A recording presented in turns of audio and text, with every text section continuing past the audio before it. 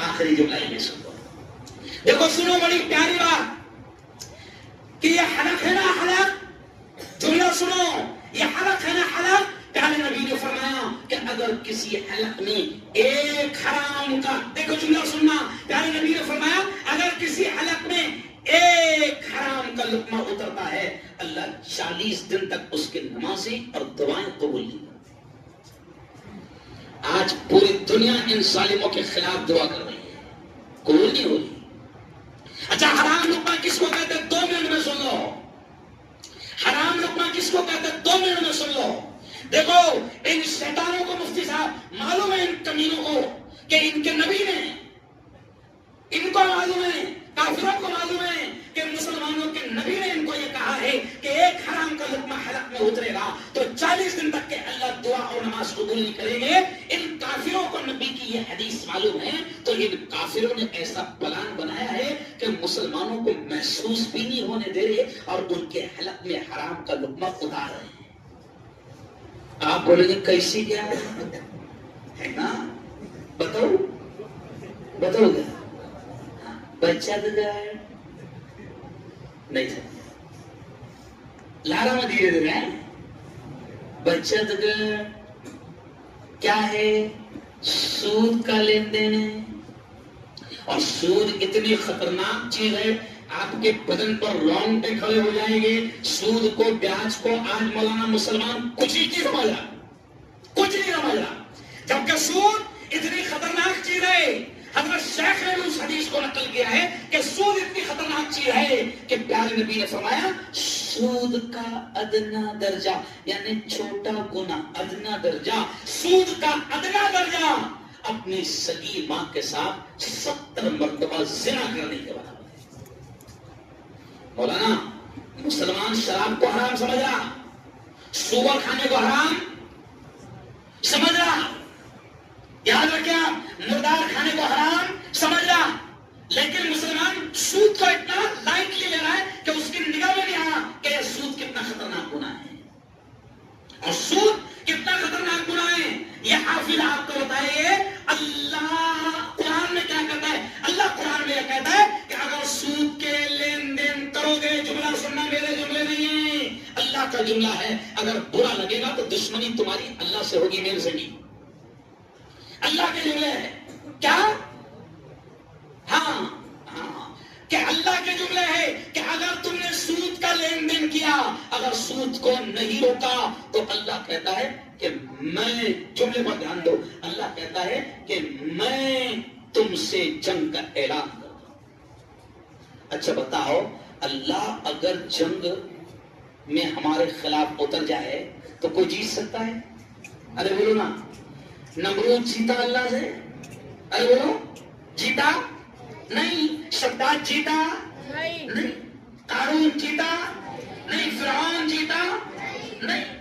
ارے اللہ سے کوئی جیت نہیں سکتا. اور اللہ کہتا ہے مسلمان جس سود کو اور بیاج کو کچھ نہیں سمجھ رہا مسلمان، اس وجہ سے آفتیں آ رہی، مصیبتیں آ رہی، گھروں کا سکون ختم ہو گیا، بیماریوں نے گھروں میں اڈا بنا لیا، کوئی سمجھ نہیں پا رہے. عورتوں کو یہ کمینے بچت گٹ کے نام پر قرض دے رہے ہیں اور سودی لین دین کر رہے ہیں. ہم کو کیا لگتا بہن 50 لا رہی، ماں 50 لا رہی، بیوی 50 لا رہی، لیکن تم کو نہیں معلوم کہ اس میں سود کا لین دین ہے، سود کا کاروبار ہے. کوئی ضرورت نہیں مسلمان کو لون لینے کی. ارے بھائی اگر آخری درجہ ہے، مسئلہ سن لو، آخری درجہ ہے کہ اگر تم مرنے کے قریب ہے، یہ جملہ سنو، مسئلہ کیا ہے شریعت کا کہ اگر تم مرنے کے قریب ہے، اگر پیٹ میں لقمہ نہیں گیا تو مر جاؤں گے، تو شریعت کہتی ہے کہ تمہارے لیے اس موقع پر سور کا گوشت کھانا بھی حلال ہے. لیکن کرو، ارے بولو آخری درجہ. ارے لون کی ضرورت نہیں مولانا، ہے نہیں، پھر بھی لون مل رہا نا، لے نہیں سمجھا. نوکری پر ہے، نوکری پر ہے، اچھا گھر ہے، لیکن نوکری پر لون مل رہا، پھر پلان اٹکا رہا، پھر فلیٹ اٹکا رہا، کائیں پر لون پر. او میرے یارو اللہ کے واسطے عورتیں سن رہی ہے، بچت گٹ مردوں سے بھی میں کہوں گا کہ اپنے گھر کی عورتوں کو بچت گٹ کے سود اور لعنت سے بچاؤ اور خود بھی سودی لین دین مت کرو. اچھا سود کتنا عام ہو گیا؟ نبی نے 1500 سال پہلے کہا تھا موبائل کا ریچارج ختم ہو گیا، سنو اچھی بات یاد آ گئی، اگر آپ کا موبائل کا ریچارج ختم ہو گیا تو آپ کو کمپنی کال کرتی ہے، میسج کرتی ہے کہ آپ کو ہم 10 روپے دینے کو تیار ہے، تو کیا پاؤ ہے کیا 10 روپے کہیں کو دے گی؟ نہیں سمجھا؟ 10 روپے پر 7 روپے کا بیلنس آتا اور 3 روپے بیاج کرتا، معلوم ہے کچھ؟ نہیں سمجھا؟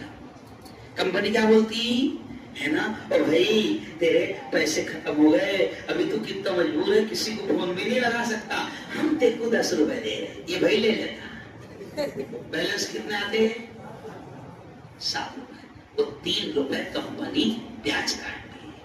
اب لوگوں کو پتہ چلا گیا، نبی نے کہا تھا 1500 سال پہلے کہ سود عام ہو جائے گا اور تم کو محسوس بھی، ارے بولو نہیں ہوگا۔ تو آج یہ بھی طے کر لو کہ ہر قسم کے سودی لین دین سے بچیں گے، کہو زور سے انشاءاللہ۔ اور غلطی سے سودی لین دین میں پھنس گئے ہیں، اللہ معاف کرے گا، لیکن کب معاف کرے گا؟